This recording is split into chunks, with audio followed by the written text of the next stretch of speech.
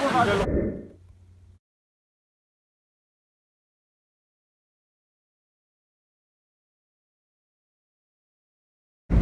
un jour, ils m'ont appelé quelqu'un et dit ah, il y a une compagnie française qui va commencer à porter français sur l'île. C'est vrai? Non, c'est pas vrai.